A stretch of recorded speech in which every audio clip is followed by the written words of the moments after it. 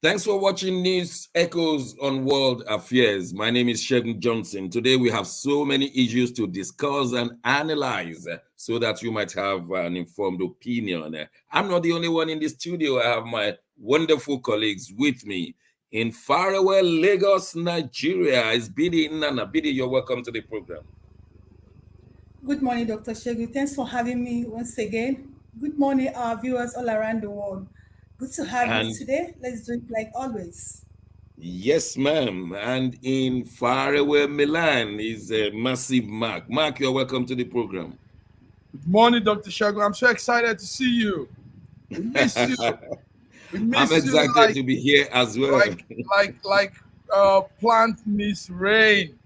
And you're looking good. I think I can see you had a great time where you went to. Yeah, I was in California. I'm telling Wow. you, my hotel was next to the Disneyland, and Whoa. yeah, but the downtown was that there was fire in Disneyland while I was there, so That I was could only fire. see it from far off. Anyway, here we are, and the issue of the Sudan is still raging, the Sudan crisis. And I'm wondering if we could decipher what's going on in Sudan. We know that there are two generals who are together. They ousted a dictator. Now the two generals are fighting one another, and the whole world probably taking sides. But I really don't know what is going on beyond them fighting. We want to look at what has caused this crisis in Sudan, and we want to look at whether it is actually a proxy war between Russia and the West again. Mark and Milan, what is Yes. your intake first? Wow, Dr. Shagun. Sudan is in fierce battle. One of the most deadliest battle in recent time. Sudan is um, the information where we got as at yesterday. Uh, Actually, there's a 72-hour ceasefire that has been agreed upon by the two sides. The 72-hour ceasefire started on Tuesday, but the fierce fighting across Sudan has left a lot of damages. Hope for a peaceful transition to um, in this whole thing doesn't look too well. Forces loyal. Backup story, the background story is that there are two loyal rival generals vying for control of Sudan, and the main control is oil. Sudan has big oil, and these two rival generals are trying to have control of that. So, but in the process of this, about 600 people have been killed and more than 4,000 people injured so far, according to the World Health Organization, part of the capital, Khartoum. The capital, Khartoum, is a war zone, not like, but a war zone. Um, we are seeing so many dead now.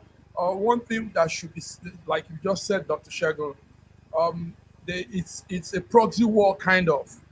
Um, America has interest in Sudan. Russia has interest in Sudan. Even lately, we found out that China has interest in Sudan. So analysts are saying that this fight is going to could take a long time, despite global and all organizations calling for ceasefire, stop to this. Now, added to what I'm saying, for us Nigerians, our people are caught up in this battle. About 5,500 Nigerians are caught up in Sudan. We have clips. I don't know if the studio is allowed to play some of the clips. There's a clip of Nigerians screaming and shouting how Yes, they. we will come to the clip in a moment. Okay, Dr. We'll come Show. to the clip in a moment. That video clip is very important for the rest of the world to see. Yes. I just want to know, BD, is this actually a proxy war? Someone once said that there was a deal between Sudanese government and Russia, and the United States is not happy. Is it true? To what extent should we take that story to be true? or it's just a personal, localized problem of who will rule? Why do African states? Why do we have this challenge of rulership, Bidi? Uh, Dr. Shegu, thank you very much for that question. Once again, welcome back. I Thank you. personally miss you, the house miss you, the studio miss Oh, you, everyone come on, miss I'm you. blushing. So, Dr. Shegu, that analysis is 100% correct. I don't even know why we should be pampering this Sudan story and war. I wonder why the world is failing to call it what it is. Do you understand? Like you said, Mm, it's actually true. The problem in Sudan is the interests of the Western world, the US, the Russia, and the China. That is mm. the problem that is going on in Sudan. So not calling it what it is actually a problem for me. Now, this what is happening in Sudan has shown that the AU, African Union, is actually dead. Because for the That's a over new dimension. That's a very good yes, dimension. AU is so dead. Mm, he's totally dead because they can't even say or do anything about what is going on in Sudan.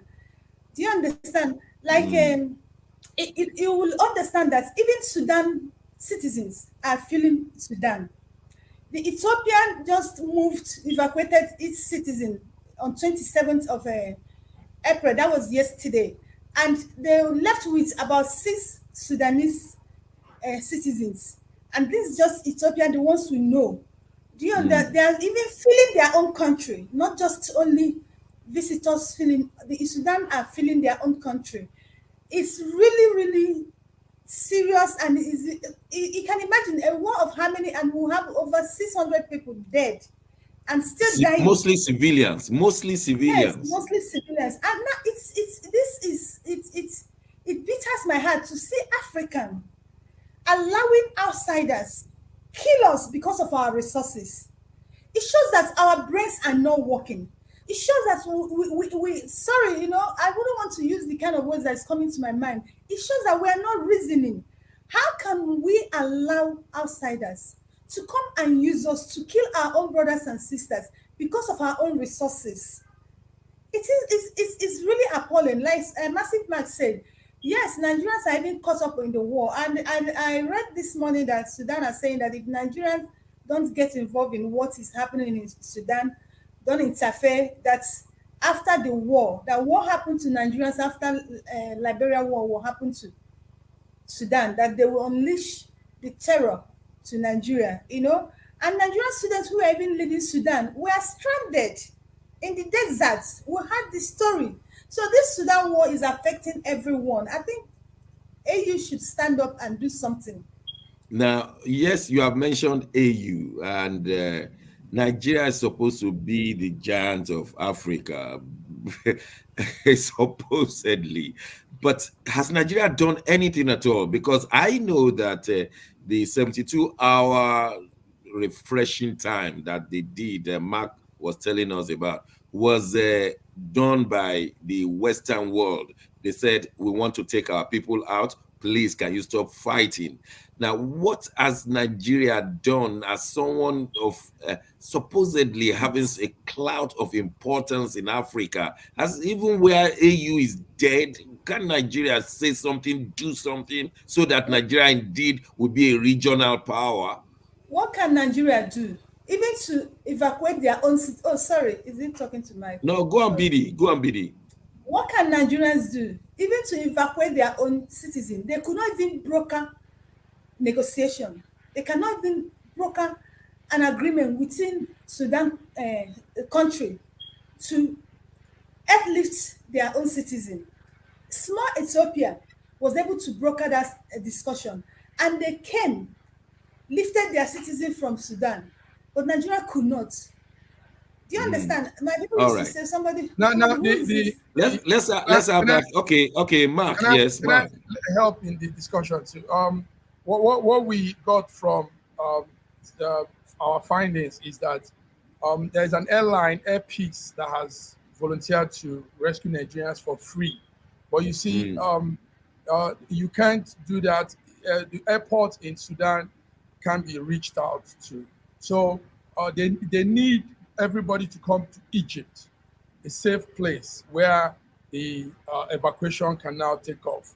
So, but now listen to this: coming to Egypt, taking Nigerians out from Sudan to Egypt is now a very big um, uh, um, headache for the federal government. Instead of the federal government, now somebody is giving a free airline, but to bring them to where he wants them to take this airline, it's a problem. This is why we Well, are we complaining. understand that Nigeria paid $1.2 million. You want to show the clip of the suffering of the young Nigerians in the desert of Sahara, middle of Okay, nowhere. let us. Before we started this journey, we have to go on several fighting. Can you even imagine that we are stuck in this desert for 5 hours? We don't know which state we are. Like we don't know the situation we are. We don't have water. Our money has finished. Can you even imagine? And they said the vehicle drivers, they said they are not moving their bus. They said they are not moving their buses because they don't give them money. Which type of attitude is this one? Look at this place. We are stuck in desert. We don't even have compass. We don't know the way we are. We don't know the place we are. Everything has finished. We are done. We don't have anything. We don't have anything. We don't have food. We don't have anything. We don't have compass. We even know our location. We're in an unknown environment with a very big danger. Look at this place. Don't take a look at this place. Why is Nigeria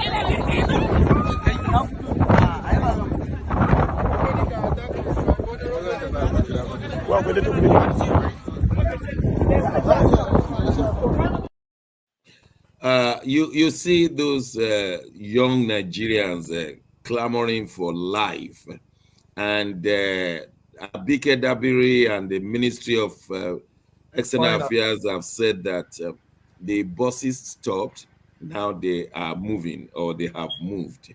They acknowledge the buses stopped, but they never told us that it was because they did not pay the full amount to the contractor of those buses, 40 buses in all, but the contractor said they've not been fully paid and that it was a dangerous zone and they will not deliver these young people unless they have their full amount. Do we know anything about that $1.2 million? How much reached the contractor, and how much some people believe that in the Nigerian fashion they may want to steal part of that money, but we have no evidence for that. Do we know what finally happened? Dr. Shegun, the information, this is not fake news, not a guess saying. The information is that the passengers, the Nigerians there, had to contribute money to make up their money for this transport. So I don't know how much of that 1.2 million has been given out to that company, but people actually put their own money, their own pocket, their own finance into paying their transport. So But those appear to be young men and women. Where will they get yes. such money, like in hundreds of Students. thousands of dollars? Well, Nigerian students in Sudan are students, and also a lot of them have things they do. They work. You know, Sudan actually has a lot of opportunity there. So people wonder why this whole war in Sudan. The truth of the story is that Sudan has a lot of opportunity. Sudan is the center, WHO center for the biggest laboratory in Africa is right there in Sudan. So that gives also jobs to many medical students that are studying and that could also be working part-time. Sudan has oil and gas, like you know. Sudan has a lot of things. The livestock record of Sudan, livestock for feeding, cow, goats, and all these things. Sudan has one of the highest in Africa. So Well, it's not really what people think. It's not a poor country. let, It's let, not. let me ask BD, why can't Nigeria have strategic foreign policy in such a way that they will have leverage over African nations, that when they will have read that there's going to be a problem between the government in Sudan and the paramilitary forces in Sudan, they will have seen it, they will have put their leverage into action and say, look, there mustn't be war. both of you, you are military, and you are not supposed even to govern. You are supposed to have a democratically elected. You've not done that, and you should. I mean, if they are strategically thinking, they will have been in a position to leverage. It's not just being in Aso Rock and stealing money that is the presidency. It should be some strategical positioning in African countries. What do we? Why do you think Nigeria has not got such a strategically thinking leadership? Mm. Dr. Shegu, you're sounding like this because of where you're coming from. When you were young, you had that kind of Nigeria that actually gave Nigeria the name it bears today as Giants of Africa. So you're still speaking from that angle, from that mindset. The Nigerian of today is no longer that Nigerian you used to know. The Nigerian of today is a Nigerian of grabbing. People go into the office thinking of what they can get, much they can get, sharing of national, we'll call it national cake. So nobody in Nigeria is thinking or strategizing or imagine, oh, what can I do to outlive my name? What can I do to take Nigeria from where it is to where it's supposed to be? So we are not thinking in that direction. So that is why we can't make such foreign policies. That is why we can't, take ourselves to where we're supposed to be as giants of Africa. Now, what you asked me, I read about it that then in the olden days when Nigerian helped in apartheid in Liberia, it was Exactly. You are Nigerians. reading my mind. You are reading So my mind. that is the angle you're coming from. The Nigerian of today, they are not interested in that. They are just interested of answering the name and grabbing, sharing the national cake. And that is why the report Massive Mark is giving us can actually happen. Now, you gave Nigerian account of 1.2 million dollars, not naira, $1.2 million to evacuate Nigerians from Sudan to Egypt Ethiopia border, not to Nigeria, just to the border, so that Air Peace can airlift them from there.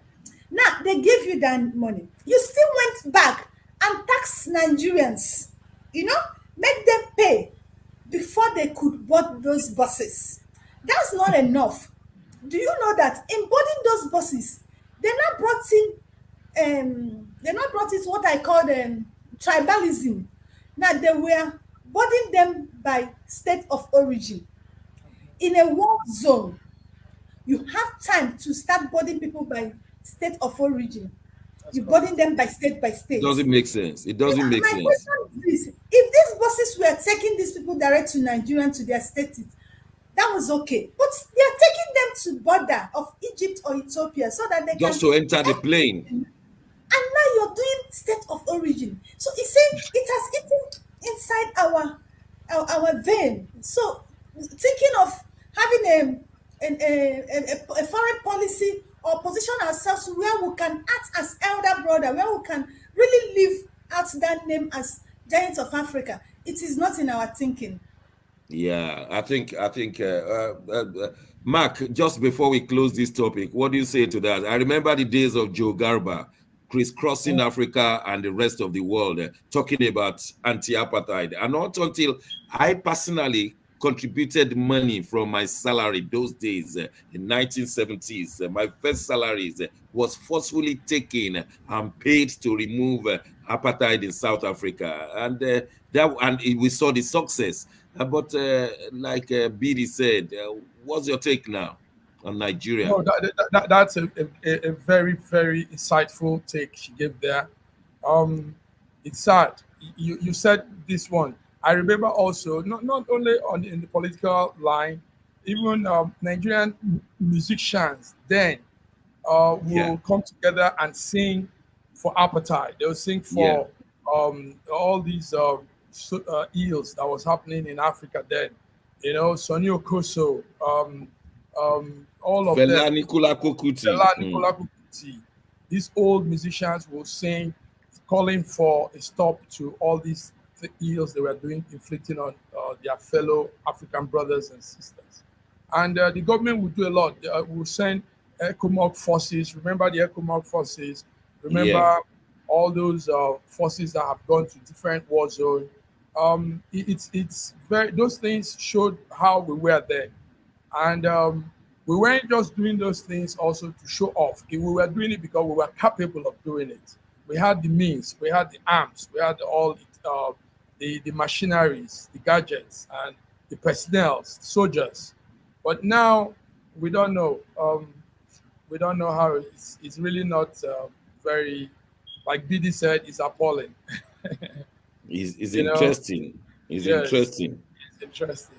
Thank you Well, very we'll much. we'll we'll, we'll leave it like that till we see how it pans out. We pray that those young men and women of Nigerians are safe, and more importantly, we pray that there will be peace in Sudan. There are different levels of um, study we need to do about Sudan. There was this war that broke out in 1983, and not until Yes, South Sudan was created from it. from it. Now all of a sudden, another war within Sudan itself, and not to talk of the war within Southern Sudan itself. So it's like, what is the fundamental issue of Sudan? How was it birthed? And why do they? And they have the largest territory. Well, we leave it like that until we come to look at it again, maybe in the next 1 or 2 weeks. Just coming out from America, all they were saying was Biden versus Trump. Joe Biden on Tuesday said he will be running again for American presidency. Within the Democrats Party, the only person who could challenge him was Robert Kennedy Jr. We don't know whether Robert Kennedy will successfully depose him and then be the Democrats' candidate. But when you look at Biden, by the time the election is taking place next year, he will be 82. And if he should win, then he will be 86 before he leaves power. And that will be 4 years to his 90th birthday. Many people, even in America, within his party, felt he's too old and that he should just drop it for a younger person. But when you look at the Republicans, they want to present Trump, at least Trump has presented himself. And there are some miniature politicians trying to contest with Trump in the Republican Party. So who will it be? Will it be Biden versus Trump again? Many, at least 55% of Americans in a national poll says, no, we don't want Biden versus Trump again. Uh, but let me ask Biddy in Lagos. It looks like the comeback of the old people in politics. And I don't want anybody to charge me of ageism. So are these people not too old? Both Trump and Biden. You just said my mind. Honestly, I don't know where we're going to. I don't know what is happening in the world because then I used to think it was an African thing. These old people ruling the country. I used to think it's an African thing, but I have come to realize now that it's a world thing. But I think Biden might have an issue there because his age will play a trick one to him because Mm, many Americans don't want him based on his age. yeah, Yeah, I think he might find it hard to actually convince them to let him go. I think Kennedy might unseat him as yeah. a Because Kennedy Democrat. is from a well-known family, and Yeah, as a Democrat, he might unseat him. I think I don't know from what I'm seeing from the body language of Americans, they don't want him. I but think he has but done well. He has been, yeah. but the issue, Mark, in America is that Biden beat Trump once, and if they should come again, Biden will beat him again. So Biden will be praying that they present Trump, who has been indicted and so many things. Yes, yes, that's the issue, Doc. It's a very interesting thing we're seeing there. Joe Biden formal entrance to the presidential campaign, as he announced last week, is putting a lot of questions to test. Is America heading for old people, like you said? I mean, the president is 80 years, and already I think he's the oldest president in the United States for history, in the history line. And even Trump is going to be 77 in some months' time. So America prides itself as a very youthful country, but now we are seeing a different thing. But what we are studying also on this whole thing, Dr. Shagun, is that um, there are big donors that are now coming to the aid of Biden. Some big money bags are coming out. So we have a billionaire, the LinkedIn, that social media called LinkedIn. The owner of LinkedIn has offered to support Biden. There's this cartoon children watch called Power Rangers. The creator of that Power Ranger, he's also a billionaire. He has also said he will support Biden. Then Soros, the billionaire man George Soros, his son, said he's also riding with Biden. So we see a situation where there might be some money support, and that money support might, because it is the finance that also helps through in the election. So these big donors have all come out, and Biden looks like, let's see. Let's see what Kennedy will have to offer. But with these people around Biden, there's sure some support and some assurance of his entrance into the White House the second time. And Mm. for Trump, well, the indictment case is there. A lot of issues are surrounding him, but he's still very, very active, very, very loud, going about making speeches, saying a lot, and he sees himself as the man to beat come 2024. Wow, this is a good analysis of the situation. I think, Dr. Shell, can I say something there? yes, do please. Honestly, if Trump and Biden is given another opportunity, I don't think Biden will beat Trump again. Why do you say so? I don't think.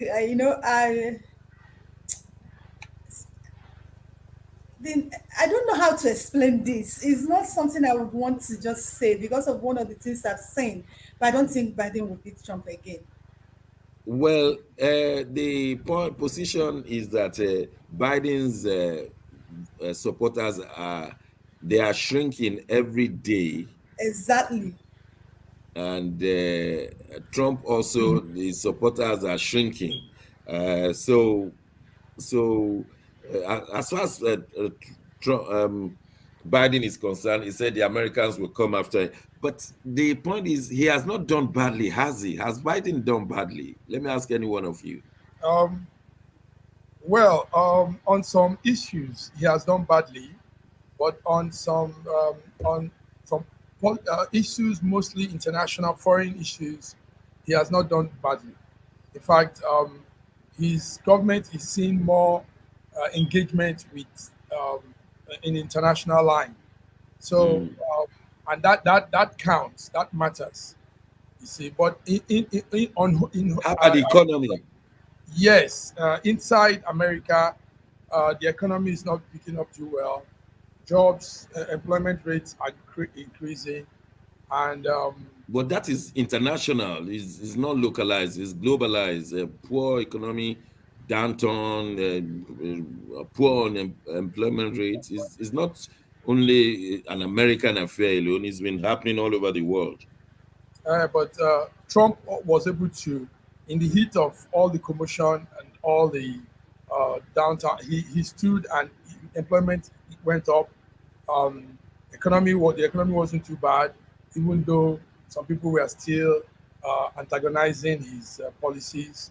So Biden is not doing too bad, but I don't know. It's going to be a tough one, 2024. The thing Going to there is be that their expectation was too much when Biden was coming.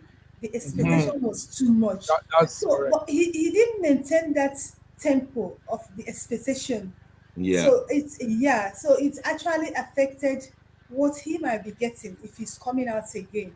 What they expected, the promises, the wave, and how he came in. There's what Americans expected from him. You understand? So he didn't deliver at that level. Not that he did not deliver, but at the level at which they expected him to deliver, he didn't actually deliver, him and his team. So I think that might affect him.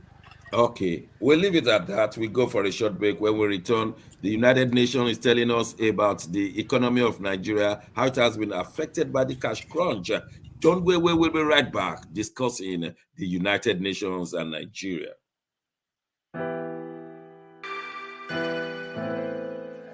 Schengen Story magazine is an African international bi-monthly magazine based in Milan, Italy, and founded in 2016. The publication focuses on personalities, fashion, style, entrepreneurship, and culture for Africans. Though articles on food, movies, fitness, music, travel, sports, technology, and books are also featured. Our lives full of best stories. A lot can happen in a month. Expand your mind, change your world. Get Schengen Story magazine's full editions. Celebrate an Africans make an impact. Read better. The Inside Story. Your fashion magazine for a better lifestyle. Inspiring stories for you. Your monthly dose of entertainment. A better mind keeping you updated. Hashtag Schengen Story magazine. Get Schengen Story magazine full editions.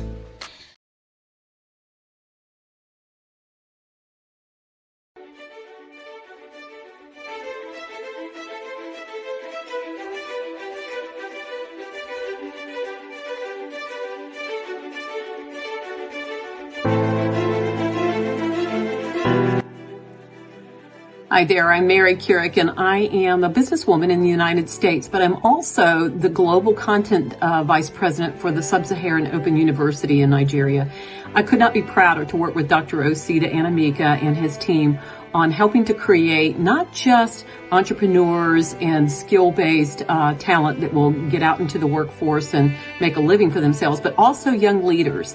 And to that end, with this integrity-rich university environment that's accredited now, and it's just an amazing opportunity for anyone there of any age to jump on board and learn, we want to let you know about a new offering that we have. We have a global governance and diplomacy course now provided by a whole team of people that crosses several countries to put together these resources and lots of great information for those of you who might be on the path toward public service and diplomatic service, NGO leadership, that sort of thing.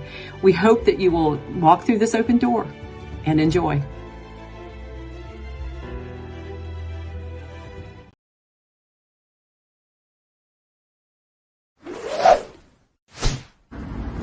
A year ago, I wrote a book titled The Final Solution, and I was trying to say to the rest of the world that there are challenges ahead. Now, a prophecy did come, and that prophecy is coming to pass. But I'm telling you, the final solution has been found many years ago in the Bible, because the Bible simply says righteousness exalts a nation and sin is a reproach to the people. So I want you to know that we can get solutions to problems in Ukraine, in Russia, in Nigeria, indeed all parts of the world. We need that solution, and the solution is straightforward. Please get a copy of my book. It's the Final Solution by Bishop Shegun Johnson, and you can find it in Kindle, in Amazon. Just type Bishop Shegun Johnson, The Final Solution. It will come. It's very, very small book you can read within 2 hours, but it contains the final solution. Do get a copy. Not getting it is doing disservice to humanity. Don't forget The Final Solution.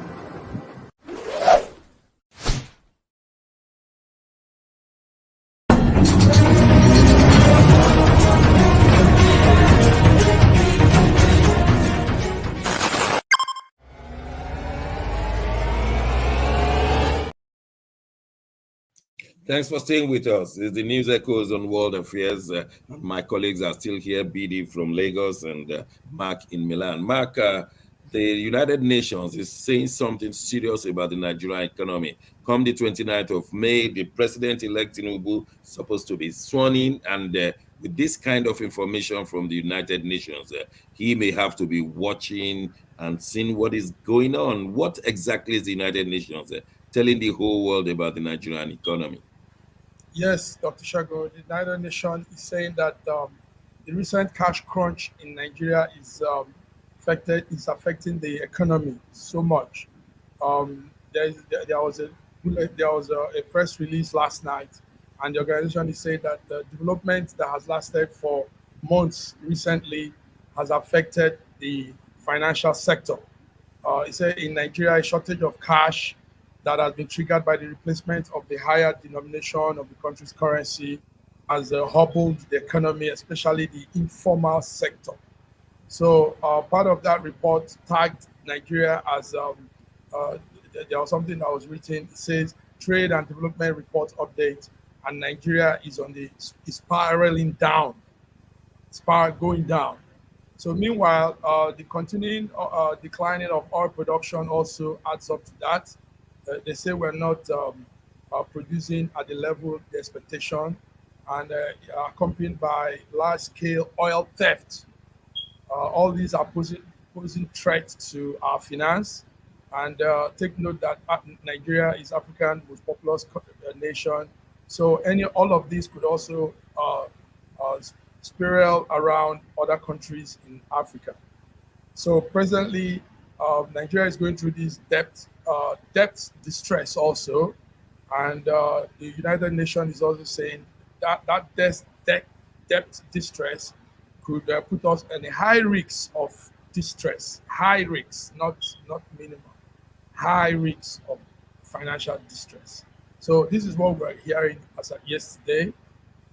What that means is whoever is coming in as a Nigerian president will be coming into a debt burden, coming in to face that debt burden, coming in to face a lot of um, financial miscalculation coming from the present Ministry of Finance and even the presidency.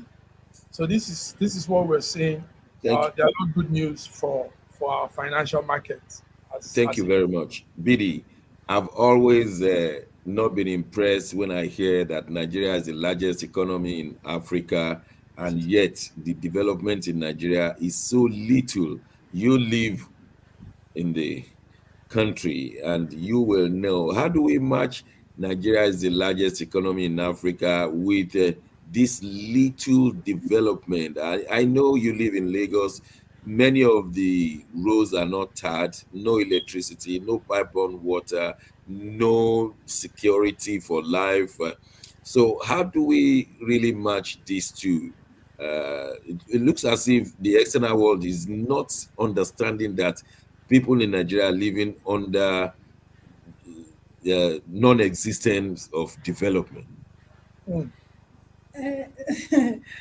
Dr. Shegu, they're correct, but the only problem they have is that they lack the right word to describe what they are seeing. What they meant is that Nigeria is the largest country with the human resources.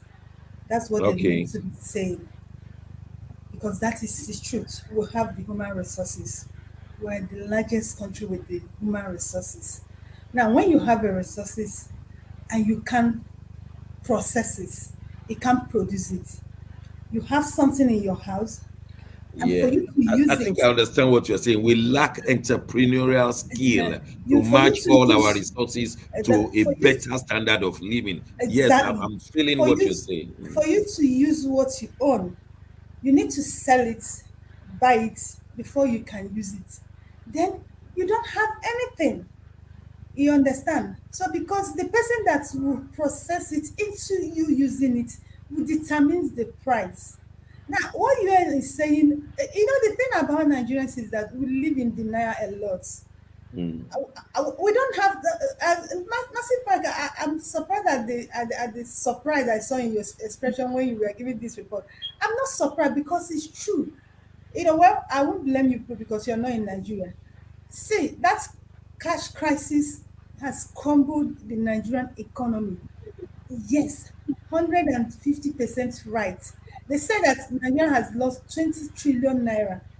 Wow. It is true. Nigerians, we are, I remember Dr. Tere saying that we are suffering and smiling people. It's not easy in Nigeria now.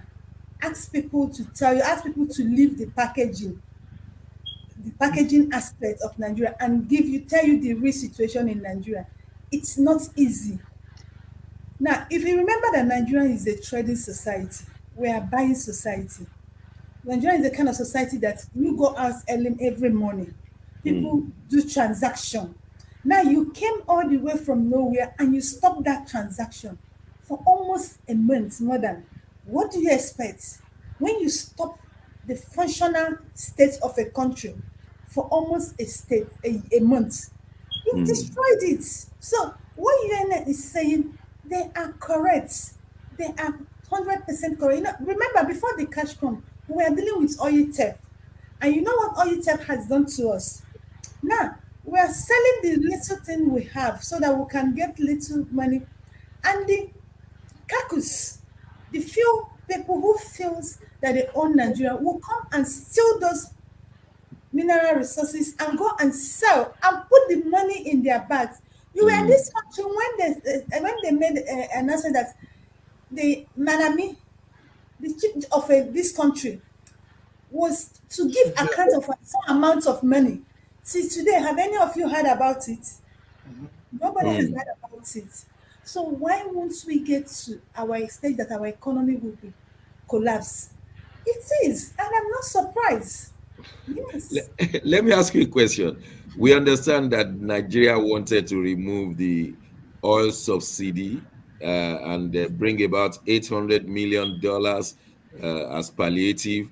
And of course, the $800 million has been approved, but they have changed their mind. They said they won't remove it until June again. Do you know anything about that? Yeah, Buhari, I like what is playing out in this country, and I like it for Nigerians. It's good for us. It serves us better. Yes, I like it. Buhari government. You remember, Buhari government was part of the people who protest against Jonathan removing the subsidy. He Mm. led that protest. Yes, The I fight remember. against it. He stopped it. Mm. When Jonathan said they need to remove the subsidy, they blackmailed him. There's nothing they did not say. So when he came to office, he said it was not even up to a year. He said he needs to remove the subsidy. And at the time he told us he has removed the subsidy. At the time he came up again, he removed it. Nigerian was starting like that. You once told us you removed the subsidy. Why, if you've not removed the subsidy, why is it that from 64 naira, we are buying for now 200 and something naira? And you said you've not removed it. And now, if you remove it, how much will you buy for? That's not a problem with the Nigerians. Now, in about handing over, they now started campaigning with removing subsidy, which a lot of people bought. And they said that they will remove it before they leave office. Even the president elect Tinubu promised Nigeria that he will remove the subsidy, which they accepted. Now they've come up with they are not removing it again. All these are politics. And it's good for Nigerians because until we learn, these people they will keep using and playing with our brains. Let me ask Mark in Milan, what's your reaction to we will remove subsidy come May? We are not removing subsidy again until June. And a new government will have come in. What's going on in that country? No, confused leadership, Dr. Shagman. Confused leadership. Our leadership, Nigerian leadership, whoever it may be, one thing they lack is willpower. Willpower, the will to say something and do it, and not just saying anything, but something positive, something that will affect the life of the people in a good way. So we Yeah. don't have it in Nigeria. So that's why we bounce back and forth. And that's a show of weak leadership. So And it's getting more and more difficult to remove the subsidy. it's If getting more and Jonathan more. had removed it, it would have been better for Yes, Nigeria. It would yes, not have been difficult like we have right now. that's correct. That's correct. It's a pity. Let's see how it plays out. They say May, they come again and they will change, but we are watching them. Okay. Watching. Let's move from Nigeria now because we're discussing international issues today. And of course, Nigeria is part of the global world and many things are happening. The Nigerian government is hoping to inaugurate a new president. come uh, May 29. And we'll be giving you the latest in information and analysis concerning that one. We have all the way from Moscow, Russia, just joining us, Dr. Godwin Ibe. Dr. Ibe, you're welcome to the program. Thank you so much for having me. Thank you viewers for tuning in. You came the rightest time because we are to discuss about BRICS, an association of independent countries who are not within the G7. Um, Today, we want to ask ourselves, does USA really care about BRICS? Reason because BRICS is gathering momentum. 18 countries are wanting to come into BRICS, and they have all lined up. And we know that BRICS involve Russia and China, of course, Brazil, India, South Africa. These are not small countries that we can just push off. Their global combination is big. But seriously speaking, is USA daunted by all of these BRICS meeting and coming together? Dr. Ebe, this is for you. Well, the U.S. It depends on what the U.S. Policy is or will be. They have nothing to be afraid of because dollar will always be very relevant. US have added a lot of good technology. The world and payment with dollar has been very, very convenient for most of the world for a while. But the weaponization of the dollar has made a lot of people to think twice and begin to settle settlements in national currencies. And this has facilitated countries like BRICS that are not too dependent on Western politics, geopolitics, to decide for themselves that they want to have their own currency, BRICS currency. They want to take in new members, which was initiated by China. And we are seeing many countries that are really scared, let me put it this way, and worried about the weaponization of the dollar. They're trying to join or moving away from settlement in dollar. And quite frankly, the biggest weapon of the United States, as I always say, it's not the technologies they add to the world, but the petrodollar. And Yeah, a reduction in the influence of the dollar is significant for United States geopolitics. is Saudi Arabia removing the petrodollar, that is, are they selling in dollars again? Yeah, they're already doing business with countries like Russia, China, national currencies. These are like big trade settlements. These are like their first trading partner or second trading partner. Not like third, fourth, fifth. But what we know so far is that 19 countries have expressed an interest in joining BRICS. Some say more. They are going to meet June 2nd, June 3rd to discuss its enlargement. We know Saudi Arabia, Iran, Algeria, Argentina are among the countries that have formally asked to join. And when we say 90 countries, we mean that they have expressed an interest or filed an application formally to join. Well, if they are admitted, their GDP will be 30% larger than the United States and controlling 50% of global population, Okay, 60% of one more global goods question to reserves. you. Do you think the Western world is afraid of BRICS, and why should they be afraid? Because they've been in the global scene a long time. Should BRICS scare them?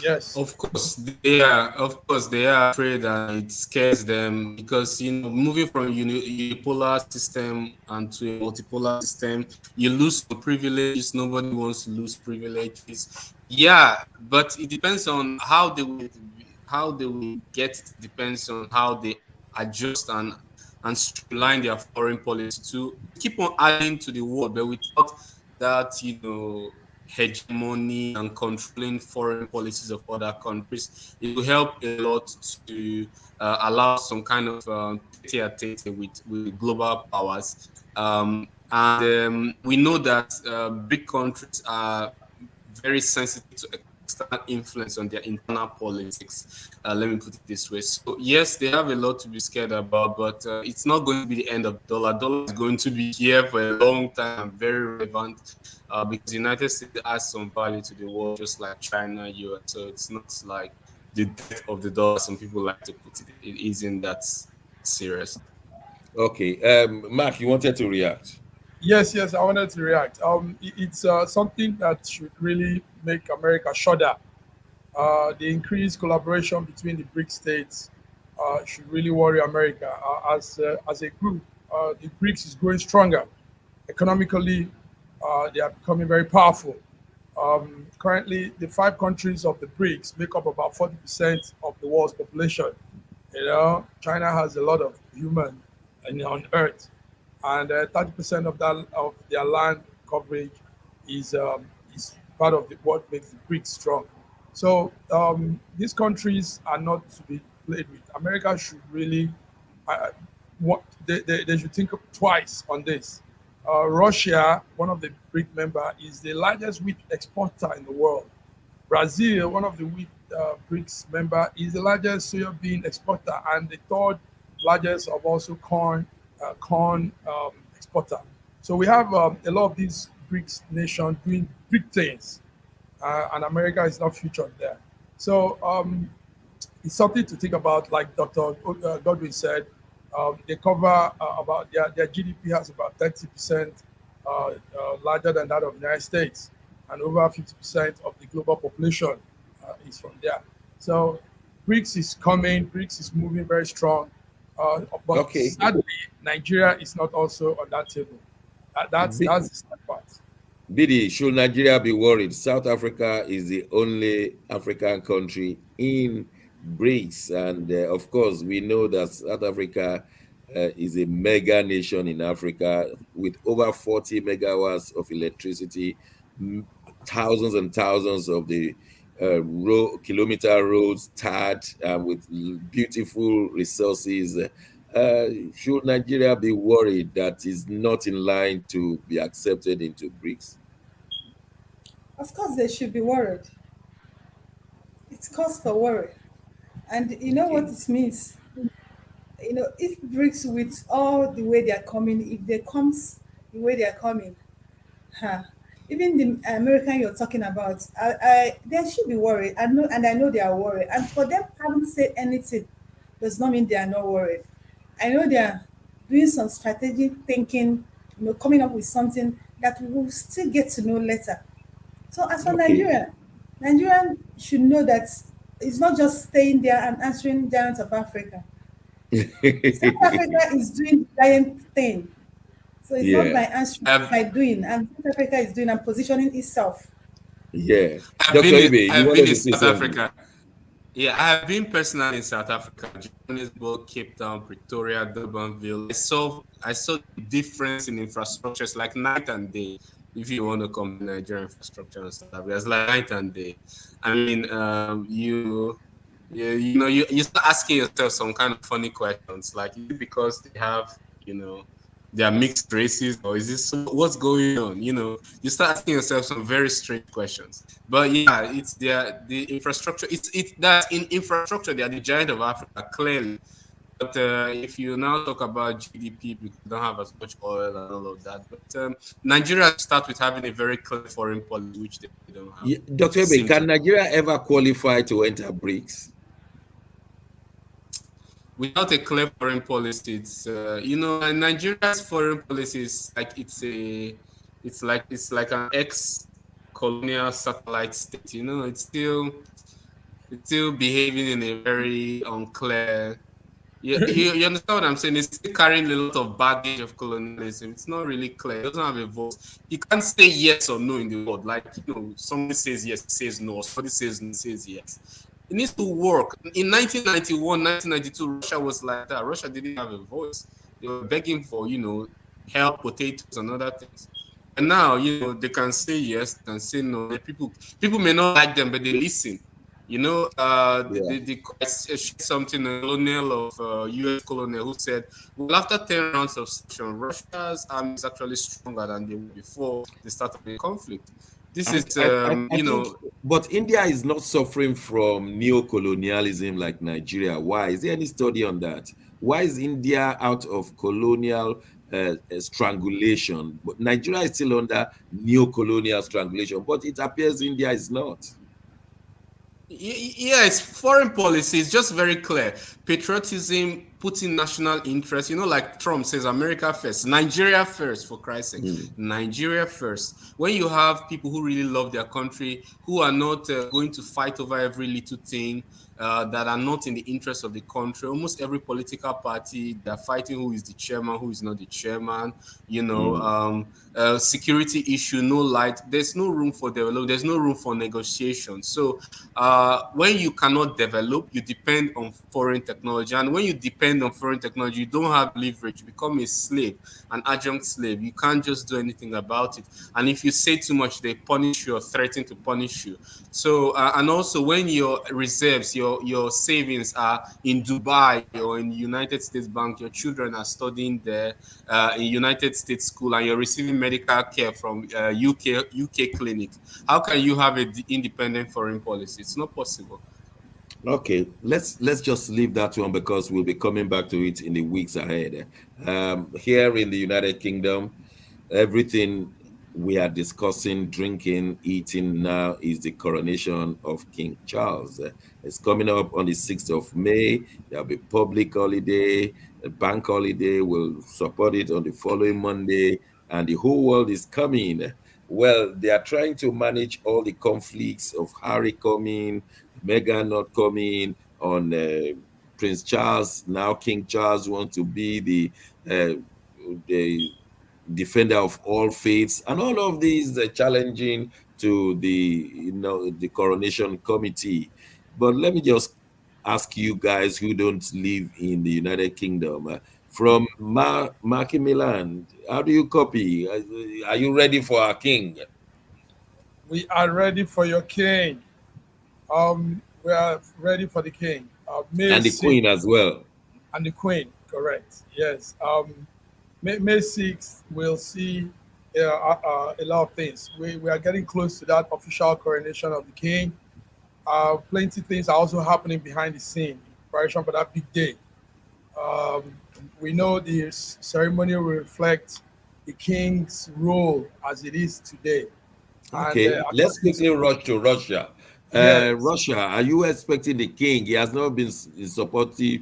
He has not been supportive of Russia fighting in Ukraine. Are you keeping? Are you coping with the coronation there? Well, Russia-Britain relationship is at an all-time low, which can really be improved. It has no bearing whatsoever on Russian geopolitics, the coronation not. But I also like to point, well, all hail the king, congratulations to him. But in the Western pecking order, US comes first, NATO comes second, and EU comes third. That's the way the pecking order in Western geopolitics, as it seems from me, an outsider. So I don't, Okay. well, I love the whole ceremonial, but there's a pecking order in the geopolitics. And in Nigeria, is the president coming? We know it's not yet the president elect's time, but is the president of Nigeria coming, or is he going to send his vice like in the first instance? Bidi. You know Nigerians now. Presidents might not come, but a lot of them will come. A lot of lawmakers, even invited and uninvited ones, you know, they will They won't come. give them seats. All seats are allocated. They don't yes. need seats. They don't need seats. They just need somewhere and take pictures and Picture, send to us. picture, Yeah, Somewhere, picture. somewhere in Hackney or I'm in telling you, they will be there. Some of or them. somewhere in Peckham, as long as they can take pictures and send home. Exactly. I for President elect, he will want to go. He will really want to go because his members will use it to make a statement. But I don't know who is going yet. I don't think he will be invited for many reasons. He's not yet the president on They the can 6th package it of. for him. Don't Yes, underrate what those people can do. well, we are wishing the king well, and the queen and the royal family, and indeed the whole of the British society. Everybody is looking forward to it. And on Wednesday, we'll be bringing to you how Rishi Sunak and his wife are facing the challenges of movement of money into the company owned by his wife, or at least she's having some shares. And we want to see lessons that African countries can learn from that. It's my desire to just thank my colleagues, Mark in Milan, Bidi in Lagos, and Godwin from Moscow. Until next Wednesday, when we bring you latest concerning African countries. God bless you all. Yes.